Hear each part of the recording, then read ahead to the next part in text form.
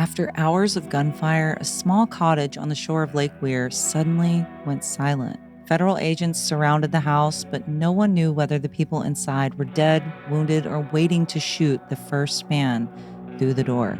Finally, a young handyman named Willie Woodbury was sent towards the house. He called out, no one answered. Then he stepped inside, and what he found would help create the most enduring legends of the gangster era. Only a few months earlier, Lake Weir had seemed like an ideal place to disappear. The Barker-Karpis Gang was being hunted for a series of robberies and 2 spectacular kidnappings, including the 1934 abduction of St. Paul banker Edward Brimmer for a $200,000 ransom. By the autumn of that year, the gang had scattered. Fred Barker and another gang member were staying under assumed names at Miami's El Commodore Hotel, accompanied by Fred's mother. When Fred asked the manager about somewhere quiet to live, he was told about a cottage near Lake Weir outside of Ocawalla. Fred and Ma had moved there in November and lived under the name Blackburn. To the neighbors, they could appear to be little more than a mother and son enjoying rural Florida, but the Bureau of Investigations was closing in.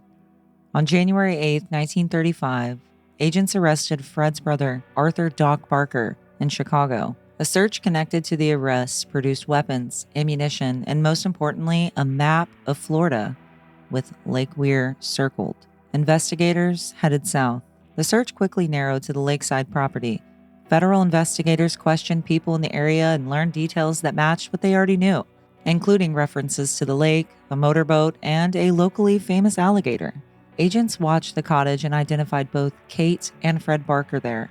Before daylight on January 16th, a force led by Special Agent in charge Earl Connolly moved into position around the house while other agents blocked nearby roads. Connolly called to the occupants and identified his men as the federal officers and told the Barkers to come outside, promising they would not be harmed if they surrendered.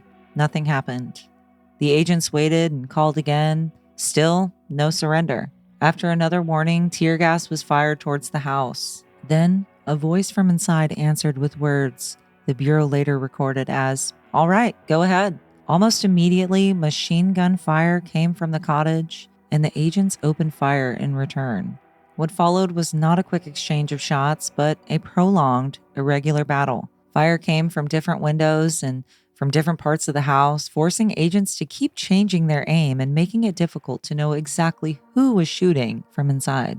Connolly's later report estimated that federal agents fired roughly 800 rounds during the operation, and that approximately 250 rounds were fired from the house. Rifles, shotguns, and automatic weapons were used, and tear gas was fired through the windows as agents tried to force the occupants out. No surrender came.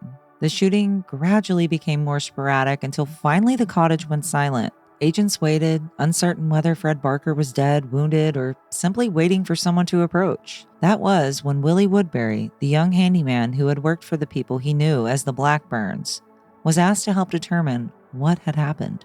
He had approached the house, called for Fred, and eventually entered. From inside came the answer that agents had been waiting for. Both occupants were dead.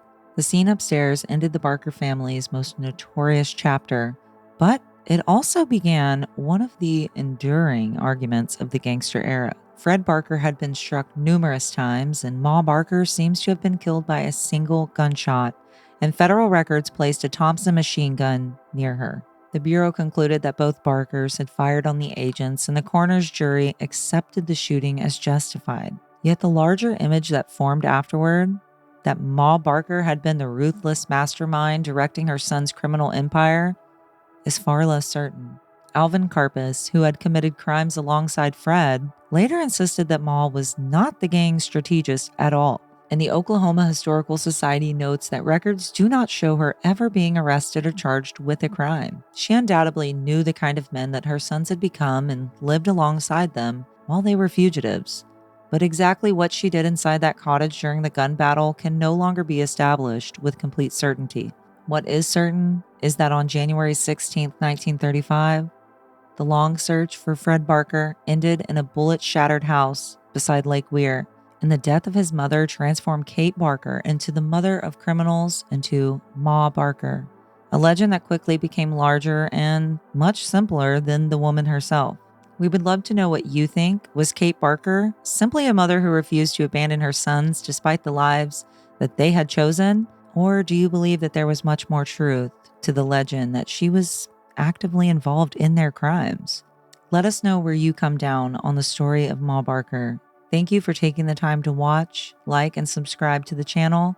If you would like to further support the Eclectic Historical Society, you can do so by joining our Patreon and ordering merch from our website, eclectichistoricalsociety.com. With that being said, this is the Eclectic Historical Society, and remember, history is lost if it isn't repeated.